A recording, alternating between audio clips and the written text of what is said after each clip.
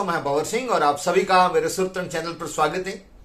दोस्तों, चंपा मेथी को कौन नहीं जानता। राजस्थान के जाने माने लोक गायक, जिनके जैसा कोई कलाकार न हुआ है न शायद कोई होगा। एक वक्त था 80 और 90 के दशक में, वो हमारे मारवाड़ में ही नहीं पूरे राजस्थान में बल्कि पूरे भारत में उनके गाने सुने जाते थे। उनकी मधुर वाणी में जो युगल स्वर में जब वो गाते थे तो सुनने वाला भाव विभोर हो जाता था।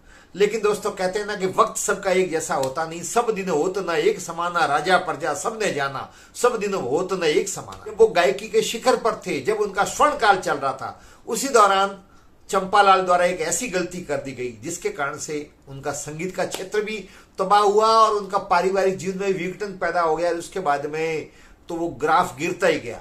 जी हाँ दोस्तों, कहते हैं ना कि इश्क की आग में पत्थर भी पिघल जाता है। तो दोस्तों, ऐसा ही हुआ। इस इश्क का भूत उनको भी चढ़ गया।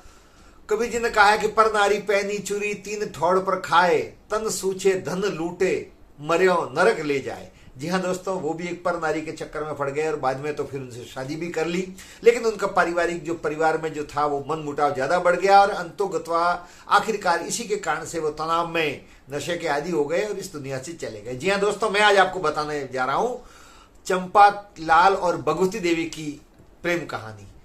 तो दोस्तों, आइए पूरा जानते हैं किस्सा। चंपा मेथी हमारे यहाँ जाने माने लोक कलाकार। एक वक्त था जब उनके संगीत के असंख्य लोग दीवाने थे। दोस्तों, आज भी होता है जब कोई बड़ा कलाकार होता है, भले वो गायक कलाकार हो, भले फिल्मों का कलाकार हो, तो उनके बहुत बड़े फैन होते हैं लोग। वो पागलपन की हद तक उनसे प्रेम करते हैं। तो चंपा मेथी के भी बहुत सारे फैन थे, चंपा की भी बहुत सारे फैन थे। उन्हीं में से उनकी एक सजाती लड़की थी, वो भी उनकी बहुत बड़ी फैन थी। तो जी हाँ दोस्तों, राजस्थान का पश्चिमी जिला जालोर जिले की सायला पंचायत समिति का बहुत अच्छा सा कस्बा है जिसका नाम है मांडोला गांव। उस मांडोला गांव के रहने वाली उनकी जाति की भगवती देवी भी उनकी बहुत बड़ी फैन थी, चंपालाल और मेथी की। उनके ही गाने सुना करती थी, बचपन से ही सुनती थी और गानों का उनको बहुत शौक था। और गाने सुनते सुनते मन ही मन चंपालाल के प्रति उसके मन में अनुराग जागा। सोते उठते खाते पीते गाने सुनते वो हर वक्त चंपालाल के बारे में सोचती थी। दोस्तों, अचानक एक दिन खबर आई कि चंपा मेथी का प्रोग्राम जालोर मुख्यालय पर FCI गोदाम पीछे मामा जी का स्थान है, वहां मामा जी के स्थान पर रात्रि जागरण है। उस रात्रि जागरण में भक्तों द्वारा चंपा और मेथी को आमंत्रित किया गया। चंपा मेथी वहां पर कार्यक्रम प्रस्तुत करने आ रहे हैं। जब ये समाचार आम लोगों तक पहुंचा अखबार के माध्यम से और फिर तो बात फैल जाती है सब जगह।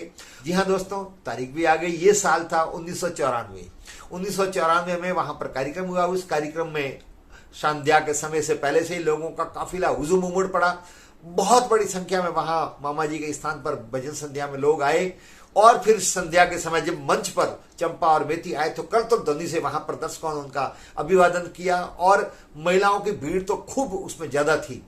और फिर उसके बाद में जब उन्होंने भजन गाने शुरू कर दिए, जब वो जाति जागरण आरंभ हुआ, तो जो संगीत की स्वर लहरियां गूंजी, उससे पूरा वातावरण संगीत में हो गया। और भक्त जो आए हुए थे वहां पर, उनको सुनने वाले आए हुए थे, उनको देखने के लिए लोग आए हुए थे, वो सभी बहुत आनंदित होकर के, भाव विभोर होकर के उस संगीत की सरिता में बहे जा रहे थे। कार्यक्रम चल रहा था, लेकिन भगवती जो सबसे आगे जैसे जैसे करके आगे लोगों के बीच में आगे जाकर के बैठ गई, वो टकटकी लगा करके चंपालाल जी की तरफ ही देख रही थी। गाने तो सुन रही थी लेकिन उसका पूरा ध्यान चंपालाल पर था और वो मौके की तलाश में थी कि किस प्रकार से वहां पर चंपालाल जी से वो मिले।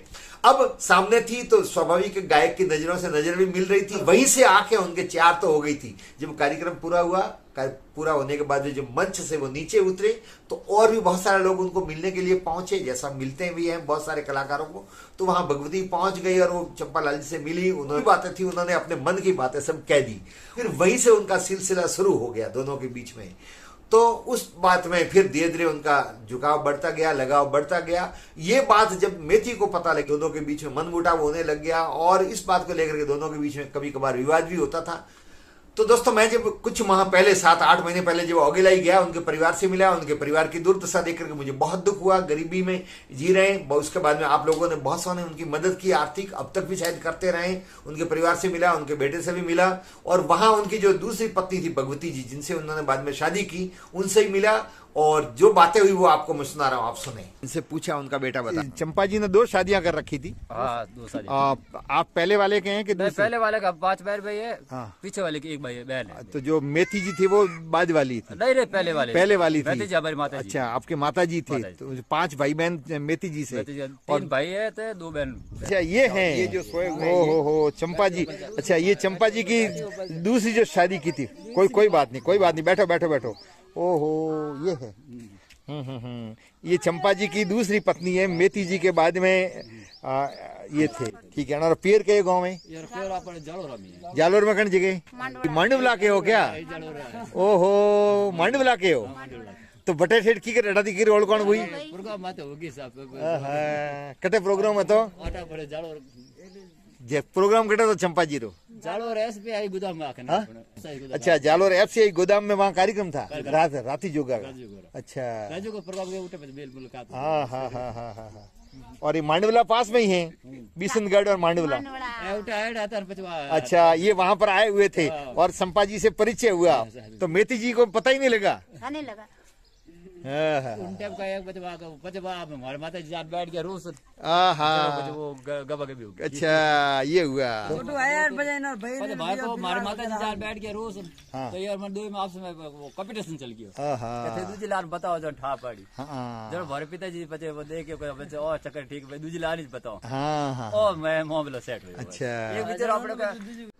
तो दोस्तों, सुना आपने, इस प्रकार से दोनों के बीच में प्रेम हुआ और इस प्रेम के कारण से दोनों की शादी हो गई। शादी के बाद में परिवार 2 भागों में विभाजित हो गया और दोस्तों अंतोगत्वा बहुत बड़ा नुकसान हुआ, संगीत को भी नुकसान हुआ और दोनों फिर उनकी मृत्यु हो गई और बहुत दुखद अंत हुआ। तो दोस्तों, आज उनकी स्थिति अच्छी नहीं है। मदद के लिए आप सब लोगों से निवेदन किया था, आप लोगों ने फोन पे पर, दिलीप के फोन पे पर बहुत सारी मदद भी की, अब भी कर रहे हैं। पुनः आपसे निवेदन कर रहा हूं, उनकी आर्थिक स्थिति अच्छी नहीं है। आप इस नंबर पर जो मैं नीचे दे रहा हूं, ये दिलीप के नंबर है, वहां पर आप आर्थिक रूप से उनको मदद भी कर सकते हो। तो आपको दोस्तों ये वीडियो कैसा लगा? वीडियो को लाइक करें, शेयर करें, कमेंट्स करें और यदि चैनल को अब तक सब्सक्राइब नहीं किया है तो कृपया चैनल को सब्सक्राइब करें। आप सबका बहुत बहुत धन्यवाद। जय हिंद।